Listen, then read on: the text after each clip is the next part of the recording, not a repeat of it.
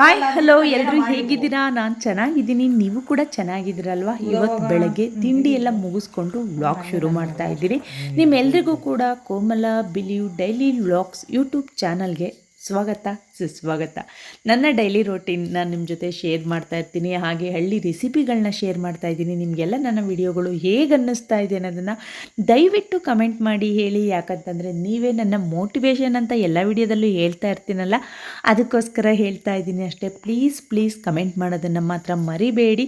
ಹಾಗೆ ನಿಮ್ಮ ಬೆಂಬಲ ನನಗೆ ಖಂಡಿತವಾಗ್ಲೂ ಬೇಕು. ನನ್ನ ವಿಡಿಯೋಗಳು ನಿಮಗೆ ಇಷ್ಟವಾಗ್ತಿದ್ರೆ ದಯವಿಟ್ಟು ನಿಮ್ಮ ಫ್ರೆಂಡ್ಸ್ ಆ್ಯಂಡ್ ಫ್ಯಾಮಿಲಿಗೆ ನನ್ನ ವಿಡಿಯೋನ ಶೇರ್ ಮಾಡಿ, ಹಾಗೆ ನಿಮ್ಮ ಸಪೋರ್ಟನ್ನು ಕೊಡಿ. ಅಂದರೆ ಹೊಸಬ್ರು ಯಾರಾದರೂ ನೋಡ್ತಿದ್ರೆ ಸಬ್ಸ್ಕ್ರೈಬ್ ಆಗಿ ನನ್ನ ವಿಡಿಯೋನ ನೋಡಿ ಅಂತ ಕೇಳ್ತಾ, ಇವತ್ತು ತಿಂಡಿ ಏನು ಚಪಾತಿ ಮಾಡಿದ್ದೆ. ನಾನು ತಿಂಡಿದ್ದು ಯಾವುದೇ ಕ್ಲಿಪ್ನೂ ಕೂಡ ತೊಗೊಳ್ಲಿಲ್ಲ. ಯಾಕೋ ಇವತ್ತು ವಿಡಿಯೋ ಮಾಡೋದಕ್ಕೆ ಮೂಡಿರಲಿಲ್ಲ, ಅಂದರೆ ಮನಸ್ಸಿರಲಿಲ್ಲ. ಸ್ವಲ್ಪ ಟಯರ್ಡ್ ಆಯಿತು. ಆದರೂ ಕೂಡ ಏನೇ ಆದರೂ ಕೂಡ ಇವತ್ತು ವಿಡಿಯೋ ಅಪ್ಲೋಡ್ ಮಾಡಲೇಬೇಕು. ಅದು ಡೈಲಿ ರೋಟೀನು. ನಾವು 2 ದಿನಕ್ಕೊಂದಿನ ವಿಡಿಯೋ ಹಾಕ್ತಿದ್ರೆ 2 ದಿನಕ್ಕೊಂದಿನ ಹಾಕಬೇಕು. ಆ ರೀತಿ ಕಂಟಿನ್ಯೂಸ್ ಆಗಿ ವಿಡಿಯೋ ಹಾಕಲೇಬೇಕು. ಅದರಿಂದ ಇವತ್ತು ವಿಡಿಯೋ ಶುರು ಮಾಡಿದೆ. ಇವತ್ತು ಏನಿದೆ ಅಂತಂದರೆ, ನನ್ನ ಮಗ ರಸಗುಲ್ಲ ಮಾಡಮ್ಮ ಅಂತ ಹೇಳಿ ನನ್ನನ್ನು ಬೆಳಗ್ಗೆಯಿಂದ ತಲೆ ತಿಂತಾ ಇದ್ದ. ನನಗೆ ವಿಡಿಯೋ ಮಾಡೋದಕ್ಕೆ ಮೂಡಿಲ್ಲ, ಕೆಲಸ ಮಾಡೋದಕ್ಕೆ ಮೂಡಿಲ್ಲ. ನಾನು ರಸಗುಲ್ಲ ಎಲ್ಲ ಮಾಡೋಕ್ಕಾಗೋದೇ ಇಲ್ಲ, ನಾನು ಮಾಡೋದೂ ಇಲ್ಲ, ನಾನು ಅದನ್ನು ತಿನ್ನೋದೂ ಇಲ್ಲ. ನನಗೆ ರಸಗುಲ್ಲ ಇಷ್ಟ ಆಗೋದಿಲ್ಲ ಅಂತ ಅಂದಿದ್ದಕ್ಕೆ ನಾನೇ ಯೂಟ್ಯೂಬ್ ನೋಡ್ಕೊಂಡು ರೆಡಿ ಮಾಡ್ತೀನಿ ಅಂತ ಹೇಳಿ ಅವನು ರೇಖಾ ಅಡುಗೆ ಚಾನಲಲ್ಲಿ ರಸಗುಲ್ಲ ರೆಸಿಪಿ ನೋಡ್ಕೊಂಡು ರೆಡಿ ಮಾಡ್ತಾ ಇದ್ದಾನೆ. ಅದು ರೆಸಿಪಿ ಏನು ತುಂಬ ಟಫ್ ಏನಿಲ್ಲ. ನೋಡಿ, ಈ ರೀತಿಯಾಗಿ ಹಾಲನ್ನು ಕಾಯಿಸಬೇಕು. ಹಾಲು ಆದಮೇಲೆ ಒಡಿಸ್ಬೇಕು ಅದನ್ನ. ಅಂದರೆ ನಾವು ಮೊಸರಿಗೆ ಮಜ್ಜಿಗೆ ಹಾಲಿಗೆ ಮೊಸರೆಪ್ಪಾಕಿ ಒಡಿಸ್ತೀವಲ್ಲ, ಆ ರೀತಿ ಒಂದು ಹೋಳು ನಿಂಬೆ ಹಣ್ಣನ್ನು ಅದರೊಳಗಡೆ ಹಿಂಡಬೇಕು. ಆವಾಗ ಹಾಲು ಒಡ್ಕೊಳುತ್ತೆ. ಈಗ ಕೆಲಸನ ನನ್ನ ಮಗ ಮಾಡ್ತಾ ಇದ್ದಾನೆ. ನಿಜವಾಗ್ಲೂ ನನಗೆ ಇದನ್ನು ಮಾಡಬೇಕಾದ್ರೆ ನೀನೇ ಮಾಡ್ತೀಯಾ ಪೂರ್ತಿಯಾ ಅಂತ ಅಂದ್ಕೊಂಡಿದ್ದೆ. ತುಂಬ ಪ್ರೊಸೆಸ್ ಎಲ್ಲ ಇರುತ್ತೇನೋ ಅಂತ ಅಂದ್ಕೊಂಡೆ. ಏನು ಅಂಥ ಪ್ರೊಸೆಸ್ ಇರಲಿಲ್ಲ. ಅವನೇ ಆಲ್ಮೋಸ್ಟ್ ಅಲ್ಲಿ ಎಲ್ಲದನ್ನು ಮಾಡ್ದ. ಸ್ವಲ್ಪ ಏನೋ ಅವನಿಗೆ ಬರ್ದಲೇ ಇರ್ತಕ್ಕಂಥದ್ದು, ಅವನಿಗೆ ಟಫ್ ಅಂತ ಅನ್ಸೋದನ್ನು ನಾನು ಮಾಡಿದೆ. ಇವತ್ತು ಮಧ್ಯಾಹ್ನ ಊಟಕ್ಕೆ ಮೊಳಕೆ ಹುಳಿಕಾಳು ಬಸ್ಸಾರು ಮಾಡಿ ಮುದ್ದೆ ಮಾಡಬೇಕಿತ್ತು. ಆ ಕೆಲಸನೂ ಇತ್ತು. ಅದಕ್ಕೋಸ್ಕರ ಬೇಗ ಇದನ್ನು ನೀನು ಮುಗಿಸಿದ್ರೆ ನಾನು ಅಡುಗೆ ಮನೆಗೆ ಬರ್ತೀನಿ ಅಂತ ಅವನಿಗೆ ಹೇಳ್ತಾ ಇದ್ದೆ. ಈ ರೀತಿಯಾಗಿ ನೋಡಿ, ನಿಂಬೆ ಹೋಳನ್ನು ಬಿಡ್ತಿದ್ದಂಗೆ ಹಾಲು ಯಾವ ರೀತಿ ಒಡ್ಕೊಂತು ಅನ್ನೋದನ್ನು. ಈಗ ಮುಂದೆ ಏನು ಮಾಡಬೇಕು ಅಂತಂದರೆ, ಈ ರೀತಿ ನಿಂಬೆ ಹೋಳು ಬಿಟ್ಟ ಮೇಲೆ ಕೈ ಆಡ್ತಾ ಇದ್ದರೆ ಹಾಲಲ್ಲಿ ನೀರಿನ ಅಂಶ ಎಲ್ಲ ತಳಕ್ಕೆ ಕೂತ್ಕೊಂಡು ಈ ರೀತಿಯಾಗಿ ಒಡೊಡ್ಕಾಗಿ ಗಟ್ಟಿ ಇದ್ದು ಬರುತ್ತೆ. ನೋಡಿ, ಇದು ಬರ್ತಾ ಇದೆಯಲ್ಲ, ನೋಡಿ, ಈ ರೀತಿಯಾಗಿ ಒಂದು 5ರಿಂದ 10 ನಿಮಿಷದವರೆಗೂ ಚೆನ್ನಾಗಿ ಕೈ ಆಡ್ತಾ ಇರಬೇಕು. ಅಲ್ಲಿ ಒಡೊಡ್ಕಾಗಿ ಎಲ್ಲ ಕೆನೆ ಅಂಥದ್ದು ಸಪ್ರೇಟ್ ಆಗುತ್ತೆ. ಆಗ ಅದನ್ನು ನಾವು ಬೇರೆ ಮಾಡಬೇಕು. ಅದನ್ನು ಮುಂದೆ ಪ್ರೊಸೆಸ್ ತೋರಿಸ್ತೀನಿ. ಅಷ್ಟರಲ್ಲೇ ನಾನು ಇನ್ನೊಂದು ಸೈಡಲ್ಲಿ ಸಾಂಬಾರಿಗೆಲ್ಲ ರೆಡಿ ಮಾಡ್ಕೊತಿದ್ದೆ. ಮೊಳಕೆ ಹುಳಿಕಾಳು ಬಸ್ಸಾರು ಮಾಡೋಣ ಅಂತೇಳಿ.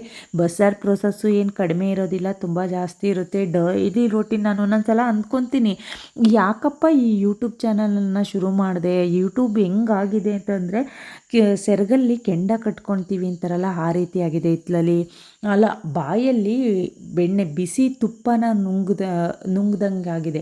ಇತ್ಲಲ್ಲಿ ನುಂಗೋಕ್ಕೂ ಆಗ್ತಾಯಿಲ್ಲ, ಉಗಿಯೋಕ್ಕೂ ಆಗ್ತಾಯಿಲ್ಲ. ಆ ರೀತಿ ಬಿಡೋಂಗೂ ಇಲ್ಲ, ಕಟ್ಕೊಳಂಗೂ ಇಲ್ಲ, ಹಂಗಾಗಿದೆ ಯೂಟ್ಯೂಬ್ ಚಾನಲ್ಲು. ದಯವಿಟ್ಟು ನಿಮ್ಮನ್ನು ಕೇಳ್ಕೊತೀನಿ, ಸಪೋರ್ಟ್ ಮಾಡಿ ಅಂತ. ನಿಮ್ಮ ಸಪೋರ್ಟ್ ನನಗೆ ಖಂಡಿತವಾಗ್ಲೂ ಬೇಕು. ಯೂಟ್ಯೂಬ್ ಚಾನಲ್ಗೆ ಸುಮ್ಮನೆ ವಿಡಿಯೋ ಮಾಡೋಕ್ಕಂತೂ ಸಾಧ್ಯವೇ ಇಲ್ಲ. ಎಫರ್ಟ್ ಹಾಕಲೇಬೇಕು, ನಮ್ಮ ಟೈಮ್ನ ಅಲ್ಲಿ ಕೊಡಲೇಬೇಕು.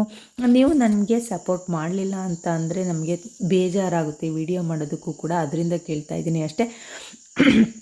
ಬನ್ನಿ, ಇವಾಗ ನೋಡಿ, ಈ ರೀತಿ ಇದೆ. ಈಗ ಇದನ್ನು ಸ್ವಲ್ಪ ಹೊತ್ತು ಆರೋದಕ್ಕೆ ಬಿಡಬೇಕಂತೆ. ಅಂದರೆ ನನಗದು ನೋಡೂ ಇಲ್ಲ ನಾನು ಆ ರೀತಿ ರೆಸಿಪಿನ. ಅವನೇ ನೋಡ್ತಾ ಇರೋದು. ಇವಾಗ ಅದು ಮುಚ್ಚಿ ಒಂದು 10 ನಿಮಿಷ ಹಾಗೆ ಬಿಡಬೇಕು ಕಣಮ್ಮ. ಅದಾದಮೇಲೆ ಅದನ್ನು ನಾವು ಸೋಸ್ಕೊಬೇಕು ಅಂತ ಅಂದ.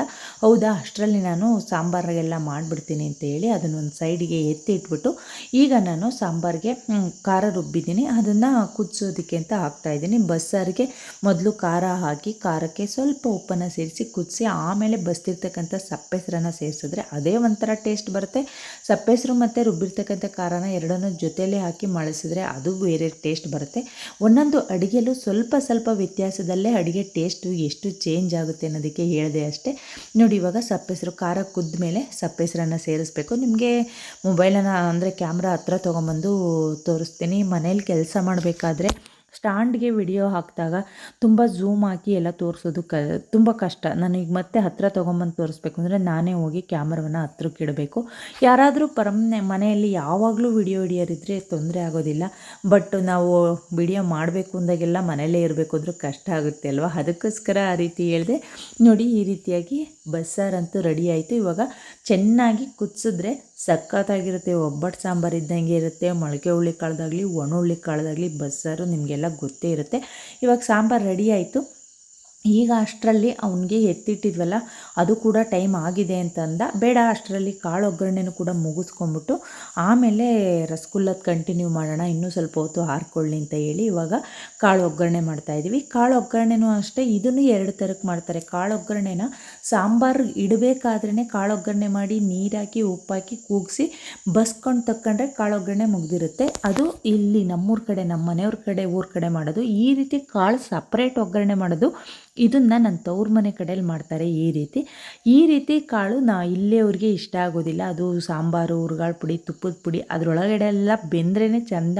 ನಮ್ಗೆ ಆ ಕಾಳು ಒಗ್ಗರಣೆನೇ ಇಷ್ಟ ಅಂತಾರೆ. ಒಂದೊಂದು ಊರ ಕಡೆಯಲ್ಲಿ ಒಂದೊಂದು ಊರು, ನಮ್ಮೂರಿಗೂ ಇವ್ರೂರಿಗೂ ಕೇವಲ ಒಂದು 7-8 ಕಿಲೋಮೀಟ್ರ್ ಅಷ್ಟೇ. ಅಷ್ಟು ದೂರದಲ್ಲೇ ಎಷ್ಟು ವೆರೈಟಿ ಚೇಂಜ್ ಇರುತ್ತೆ, ಎಷ್ಟು ಸಂಪ್ರದಾಯನೇ ಆಗಲಿ, ಒಂದು ಅಡುಗೆ ಟೇಸ್ಟ್ ಆಗಲಿ ಚೇಂಜ್ ಇರುತ್ತೆ ಅನ್ನೋದಕ್ಕೆ ಒಂದು ಚಿಕ್ಕ ಉದಾಹರಣೆ ಅಷ್ಟೇ. ಹಾಗೆ ನಮ್ಮೂರಲ್ಲಿ ಅವರೆಕಾಳು ಉಸ್ಲಿನ ಇಲ್ಲಿ ನಮ್ಮ ಗಂಡನ ಮನೇಲಿ ತಿನ್ನೋವಷ್ಟು ನನ್ನ ತವ್ರ ಮನೇಲಿ ಅವರೆಕಾಳು ತಿನ್ನೋದೇ ಇಲ್ಲ. ಉಸ್ಲಿ ಅಂತೂ ಕಡಿಮೆ ಅಂದರೆ ಕಡಿಮೆ ಮಾಡೋದು. ಅಲ್ಲೆಲ್ಲ ಸಪ್ಪೆಸರು ಸಾಂಬಾರು ಅಷ್ಟೇ ಅವರೆಕಾಳು ಜಾಸ್ತಿ ಮಾಡೋದು. ಬಟ್ ಇಲ್ಲಿ ಏನಂತಂದರೆ ಸಾಂಬಾರಿಗೆ ಅವರೆಕಾಳು ಉಪಯೋಗಿಸಂಗೇ ಇಲ್ಲ. ಬರೀ ಉಸ್ಲಿ ಉಸ್ಲಿ ಉಸ್ಲಿ, ಇಷ್ಟು ಉಸ್ಲಿ ತಿನ್ನೋದನ್ನು ನಿಜವಾಗ್ಲೂ ನಾನು ಯಾವ ಊರಲ್ಲೂ ನೋಡಿರಲಿಲ್ಲ. ಇಲ್ಲಿ ನಮ್ಮ ಗಂಡನ ಮನೆಯಲ್ಲೇ ಇಷ್ಟು ಉಸ್ಲಿ ಅವರೆಕಾಳನ್ನು ಉಪಯೋಗಿಸೋದು ಅಂತಲೇ ಹೇಳ್ಬೋದು. ಈಗ ನಾನು ಕಾಳು ಒಗ್ಗರಣೆ ಮಾಡಿ ಸಾಂಬಾರಾಯಿತು. ಇನ್ನು ಮುದ್ದೆ ಮಾಡೋದಕ್ಕೆ ಟೈಮ್ ಇತ್ತು. ಅಷ್ಟರಲ್ಲಿ ರಸಗುಲ್ಲದ ಪ್ರೊಸೆಸ್ ಮುಗಿಸ್ಕೊಂಬಿಡೋಣ ಅಂತೇಳಿ ಟೈಮ್ ಆಗಿತ್ತಲ್ಲ, ಅಂದರೆ 10 ನಿಮಿಷ ಆಗಿತ್ತು. ಈಗ ಅದನ್ನು ಒಂದು ಬಟ್ಟೆಯಲ್ಲಿ ತೆಳುವಾದ ಬಿಳಿ ಬಟ್ಟೆ ತೊಗೊಂಡು ಅದನ್ನು ಸೋಸ್ಕೊಬೇಕಿತ್ತು. ಇದು ನನ್ನ ಮಗನಿಗೆ ಅಷ್ಟು ನೀಟಾಗಿ ಬರಲಿಲ್ಲ. ಅಮ್ಮ ಇದನ್ನು ಸೋಸ್ಕೊಡಮ್ಮ ಅಂತ ಅಂದ. ನೋಡಿ ಇದು ಯಾವ ರೀತಿಯಾಗಿದೆ, ಎಲ್ಲ ಒಡೋಡ್ಕಂಗೆ ನಿಂತಿದೆ. ಈಗ ಇದನ್ನು ನಾವು ಒಂದು ಬಟ್ಟೆ ಮೇಲೆ ಹಾಕಬೇಕು. ಸೋಸೋದ್ರಲ್ಲಿ ಹಾಕಬಾರ್ದು, ಯಾಕಂತಂದರೆ ಇದೆಲ್ಲ ಹೋಗ್ಬಿಡುತ್ತೆ. ಅದರಿಂದ ತೆಳುವಾದ ಬಟ್ಟೆ ಹಾಕಿದ್ದೀನಲ್ಲ, ವೈಟ್ ಬಟ್ಟೆ, ಅದ್ರ ಮೇಲೆ ಈ ರೀತಿ ಹಾಕಿ ಸೋಸಬೇಕು. ನೋಡಿ ಎಷ್ಟು ನೀರಂಥದ್ದೆಲ್ಲ ಯಾವ ರೀತಿ ಹೋಗುತ್ತೆ ಅಂತ. ಅದು ಬಟ್ಟೆ ಚಿಕ್ಕದಾಯಿತು ಸ್ವಲ್ಪ. ಆಹಾ, ಈ ರೀತಿ ಆಗ್ತಾಯಿದೆ. ಅದನ್ನು ಮತ್ತೆ ನಾನು ಬೇರೆ ಬಟ್ಟೆ ತಗೊಂಡು ಈ ರೀತಿಯಾಗಿ ಈಗ ಸೋಸ್ತಾ ಇದ್ದೀನಿ. ನೋಡಿ, ನಾವು 1 ಲೀಟರು ಅಷ್ಟು ಹಾಲು ಹಾಕಿದ್ದಕ್ಕೆ ಎಷ್ಟು ಬಂದಿದೆ ಇದು ಒಡಕು ಅನ್ನೋದು. ಇಷ್ಟೇ ಬಂದಿದ್ದು. ನಾನು ತುಂಬ ಜಾಸ್ತಿ ಬರುತ್ತೆ, ಯಾರೂ ತಿನ್ನಲ್ಲ, ಕಡಿಮೆ ಮಾಡು ಅಂತ ಹೇಳ್ತಿದ್ದೆ. ನನ್ನ ಮಗ ಅದರಲ್ಲಿ ಹೆಚ್ಚಿಗೆ ಬರೋದಿಲ್ಲ ಅಂತ ಹೇಳ್ತಿದ್ದ. ಬಟ್ ನಾನು ಇಷ್ಟು ಕಡಿಮೆ ಬರುತ್ತೆ ಅಂತ ಅಂದ್ಕೊಂಡಿರಲಿಲ್ಲ. ಈಗ ಸೋಸಿದ ಮೇಲೆ ಸ್ವಲ್ಪ ತಣ್ಣೀರನ್ನು ಹಾಕಿ ನೀಟಾಗಿ ಅದರಲ್ಲಿರ್ತಕ್ಕಂಥ ನೀರಿನ ಅಂಶ ಎಲ್ಲ ಹೋಗಿಸ್ಬೇಕು.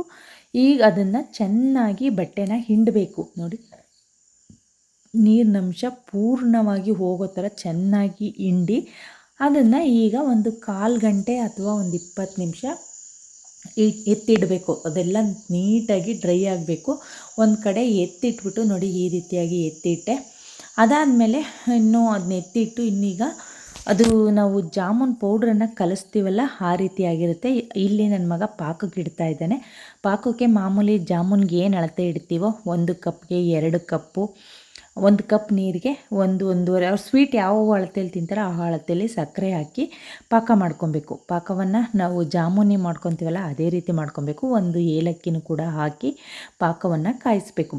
ನೀವು ನೋಡ್ತಾ ಇರ್ಬೋದು, ಅವನೇ ಸಕ್ಕರೆ ಎಲ್ಲ ಹಾಕಿ ನಾನು ಕೇಳಿನೇ ಇಡ್ತಾ ಇದ್ದಾನೆ. ಅವನಿಗೆ ಸ್ವಲ್ಪ ಸ್ವೀಟ್ ಜಾಸ್ತಿ ಇರಬೇಕು, ನಾನೇ ಹಾಕೋಕ್ಕೆ ಹೋದರೆ ಕಡಿಮೆ ಆಗ್ತೀಯ ಅಂತ ಅವನು ಹೆಚ್ಚಾಗಿ ಅವನ ಅಳತೆಗೆ ಸಕ್ಕರೆ ಹಾಕ್ಕೊಂಡು ತಿಂತಾ ಇದ್ದಾನೆ. ಸಕ್ಕರೆ ಎಲ್ಲ ತಿನ್ನಬಾರ್ದು ಕಣೋ, ಇವಾಗ ಯಾರೂ ಸ್ವೀಟ್ ತಿನ್ನೋದೇ ಇಲ್ಲ ಅಂತ ಅಂದರೂ ಕೂಡ ಅವ್ನು ಮಾತ್ರ ಸ್ವೀಟ್ ಬಿಡಲ್ಲ. ಅವ್ನಿಗೆ ಎಲ್ಲದಕ್ಕೂ ಸಕ್ಕರೆ, ಬೆಲ್ಲ, ಸ್ವೀಟ್ ಜಾಸ್ತಿ ಇರಬೇಕು. ಫೈನಲಾಗಿ ಸ್ವೀಟ್ ಜಾಸ್ತಿ ಇರಬೇಕು ಅಷ್ಟೇ. ಅವನಿಗೆ ಸಪ್ಪೆ ಆದರೆ ಯಾವುದೇ ಅಡುಗೆನೂ ಕೂಡ ಇಷ್ಟ ಆಗಲ್ಲ. ನೋಡಿ, ಇವಾಗ ಪಾಕಕ್ಕೆ ಇಡ್ತಾ ಇದ್ದಾನೆ. ಅದಾದಮೇಲೆ ಪಾಕ ಚೆನ್ನಾಗಿ ಬರಬೇಕು. ಅಷ್ಟರಲ್ಲಿ ನಾನು ಉಂಡೆಗಳನ್ನ ಮಾಡ್ಕೊಳ್ಳೋಣ ಅಂತೇಳಿ, ಅದು ಹಿತ್ತಲ್ಲ ಅದ್ರಾಗೆಲ್ಲ ನೀರಿನ ಅಂಶ ಎಲ್ಲ ತೆಗ್ದಿತ್ತು, ಅಂದರೆ ಹೋಗಿತ್ತು, ಗಟ್ಟಿಯಾಗಿತ್ತು. ಅದನ್ನು ಒಂದು ತಟ್ಟೆಗೆ ಹಾಕ್ಕೊಂಡು ನೋಡಿ ಈ ರೀತಿಯಾಗಿ ತಟ್ಟೆಗೆ ಅದನ್ನು ಹಾಕಿಬಿಟ್ಟು ಚೆನ್ನಾಗಿ ಮಿದಿಬೇಕು. ನೋಡಿ ಈ ರೀತಿ ಆಗಿದೆ. ಈಗ ಅದು ಬೆಣ್ಣೆ ಥರ ಕಾಣಿಸ್ತಾ ಇದೆ. ನೋಡಿ ಇದನ್ನು ಈಗ ಒಂದು ತಟ್ಟೆಗೆ ಹಾಕ್ಕೊಂಡು ಚೆನ್ನಾಗಿ ಮಿದಿತಾ ಇದ್ದೀನಿ. ನನಗೆ ನಿಜವಾಗ್ಲೂ ಇದನ್ನೇ ಕಲಸಿ ಉಂಡೆ ಮಾಡೋದಂತ ಖಂಡಿತವಾಗ್ಲೂ ಗೊತ್ತಿರಲಿಲ್ಲ. ಇದಕ್ಕೆ ಏನಾದರೂ ಬೇರೆದೇನಾದರೂ ಪೌಡ್ರ್ ಹಾಕ್ಬೇಕೇನೋ ಅಂತ ಅಂದ್ಕೊಂಡಿದ್ದೆ. ಏನಿಲ್ಲ ಅಮ್ಮ, ಅದಕ್ಕೆ ಸ್ವಲ್ಪ ಚೆನ್ನಾಗಿ ಮಿದಿಬೇಕು ಅಂತ ನನಗೆ ಮಿದ್ದಾಗ ಗೊತ್ತಾಯಿತು. ಕರೆಕ್ಟು, ಇದಕ್ಕೇನು ಕೂಡ ಸೇರಿಸಂಗಿಲ್ಲ, ಇದನ್ನೇ ಚೆನ್ನಾಗಿ ಮಿದಿಬೇಕು ಅಂತ. ನೋಡಿ ಈ ರೀತಿಯಾಗಿ ಆಯಿತು. ಫೈನಲ್ಲಾಗಿ ಇದನ್ನು ಉಂಡೆ ಮಾಡಬೇಕು. ಜಾಮೂನ್ಗೆ ನಾವು ಯಾವ ಅಳತೆಯಲ್ಲಿ ಮಾಡ್ತೀವೋ ಅದೇ ಅಳತೆಯಲ್ಲಿ ಸಣ್ಣ ಸಣ್ಣದಾಗಿ ಉಂಡೆ ಮಾಡಬೇಕು. ಅದು ಕೈಗೆ ಸ್ವಲ್ಪನೂ ಕೂಡ ಅಂಟಲ್ಲ. ಯಾವ ರೀತಿಯಾಗಿ ನೋಡ್ತಾ ಇರ್ಬೋದು ನೀವು, ಇಷ್ಟು ಮಿದ್ದರೂ ಕೂಡ ಸ್ವಲ್ಪನೂ ಕೈಯಲ್ಲಿ ನಾನು ಮಿದ್ದಿದ್ದೀನಿನೋ ಇದು ಗುರ್ತೇ ಇಲ್ಲ, ಆ ರೀತಿ ಆಗಿತ್ತು. ಈಗ ಮಿದ್ದಿದ್ದೆಲ್ಲ ಆಯಿತು.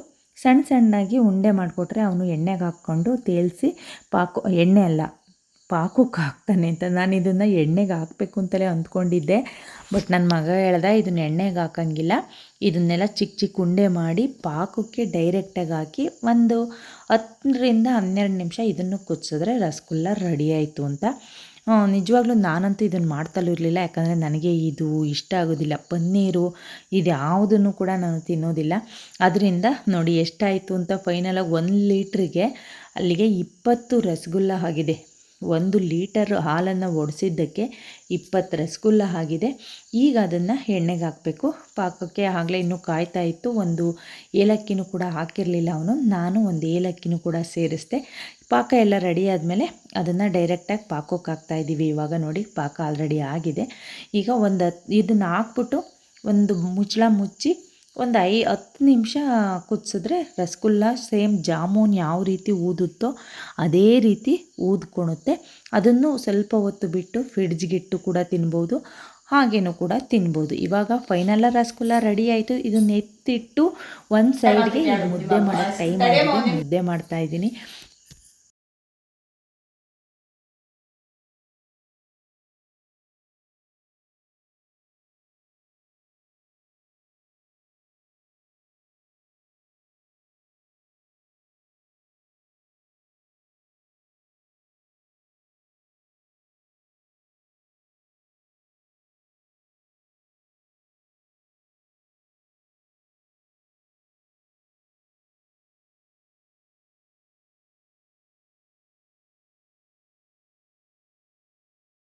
ರಸಗುಲ್ಲ ಏನೋ ಆಯಿತು. ನನ್ನ ಮಗ ಕಡಿಮೆ ಆಗಿದೆ ರಸಗುಲ್ಲ ಇಷ್ಟೇನೋ ಆಗಿದ್ದು ಅಂದಿದ್ದಕ್ಕೆ ನಾನು ಆ ರೀತಿ ಕಾಮಿಡಿ ಮಾಡಿದೆ ಅಷ್ಟೇ. ರಾಗಿ ಹಿಟ್ಟಲ್ಲಿ 1-2 ಉಂಡೆ ಮಾಡಿ ಹಾಕ್ಬಿಡೋಣ ಅಂತೇಳಿ.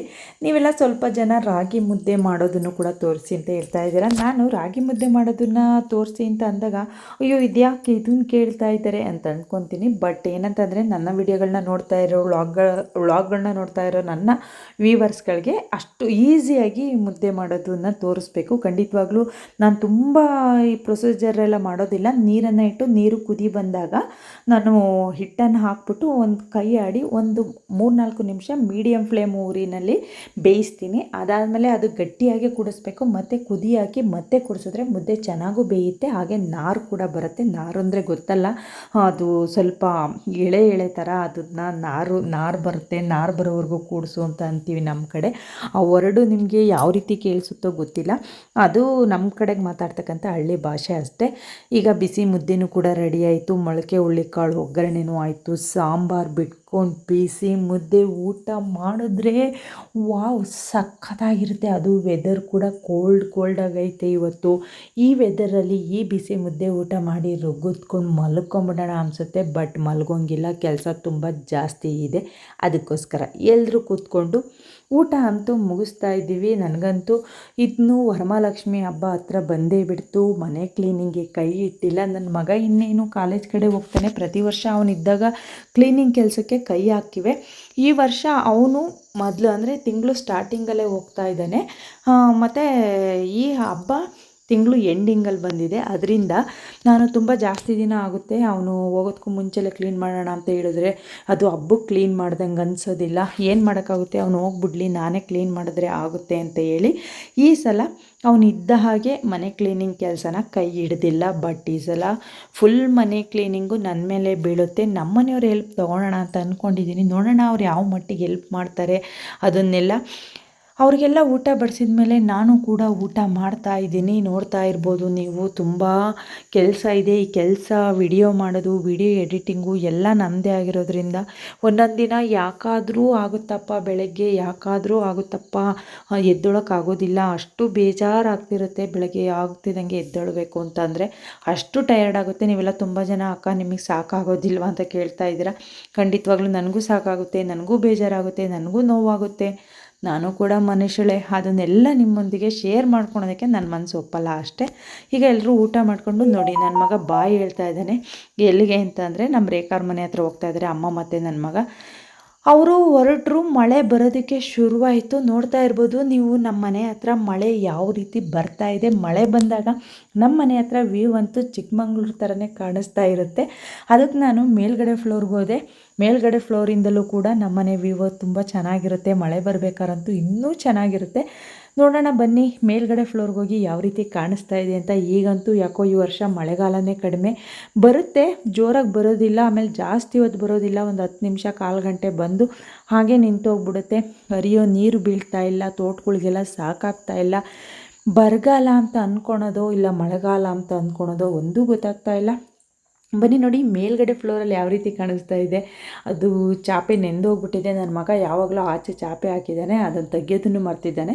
ನಾನು ಮಳೆ ನೋಡೋಣ ಅಂತ ಬಂದರೆ ಚಾಪೆ ನೆನೀತಾ ಇತ್ತು. ಆ ಚಾಪೆ ಎತ್ಕೊಂಡು ನಿಮಗೊಂದು ಆಚೆ ಒಂದು ವ್ಯೂ ತೋರಿಸ್ತಾ ಇದ್ದೀನಿ ಅಷ್ಟೇ. ಇವತ್ತಿನ ದಿನ ನಂದು ಈ ರೀತಿಯಾಗಿ ಫುಲ್ ಬ್ಯುಸಿಯಾಗಿ, ಫುಲ್ಲು ಸ್ಟ್ರೈನ್ಫುಲ್ಲಾಗಿ ಕಳೆದೋಯ್ತು. ಇದಾಗಿತ್ತು ಇವತ್ತಿನ ವ್ಲಾಗ್. ಹಾಗೆ ನನ್ನ ಮಗ ಬಂದು ರಸಗುಲ್ಲ ಹೇಗಿತ್ತು ಅನ್ನೋದನ್ನು ಟೇಸ್ಟ್ ಮಾಡಿ ಕೂಡ ಹೇಳ್ದ. ಅದರೊಂದಿಗೆ ಇವತ್ತಿನ ವ್ಲಾಗ್ನ ಮುಗಿಸ್ತಾ ಇದ್ದೀನಿ. ನಾಳೆ ಮತ್ತೊಂದು ಒಳ್ಳೆ ವ್ಲಾಗಲ್ಲಿ ನಿಮ್ಮನ್ನು ಭೇಟಿ ಆಗ್ತೀನಿ. ನಿಮ್ಮೂರ ಕಡೆನೂ ಕೂಡ ಮಳೆ ಆಗ್ತಾ ಇದೆಯಾ? ಯಾವ ಊರ ಕಡೆ ಮಳೆ ಆಗ್ತಾ ಇದೆ ಅಥವಾ ಮಳೆ ಸ್ವಲ್ಪನೂ ಕೂಡ ಬಂದಿಲ್ಲ? ಅವರೆಲ್ಲ ಬೇಗ ಕಮೆಂಟ್ ಮಾಡಿ ನೋಡೋಣ. ನಮ್ಮೂರಿಗೆ ಮಳೆ ಇರಲಿಲ್ವಾ, ಇಲ್ಲ ಎಲ್ಲ ಊರುಗಳು ಮಳೆ ಇಲ್ವಾ? ಅದನ್ನು ತಿಳ್ಕೊಳ್ಳೋ ಒಂದು ಚಿಕ್ಕ ಆಸೆ ಅಷ್ಟೇ. ನೋಡಿ ಮಳೆ ಬಂದಿದ್ದು 10 ನಿಮಿಷ ಆದರೂ ಕೂಡ ವೆದರನ್ನು ಎಷ್ಟು ಬೇಗ ಯಾವ ರೀತಿ ಮಾಡುತ್ತೆ ಅಂತ ಹೇಳಿ. ಸರಿನಾ ಫ್ರೆಂಡ್ಸ್, ಬನ್ನಿ ಇವಾಗ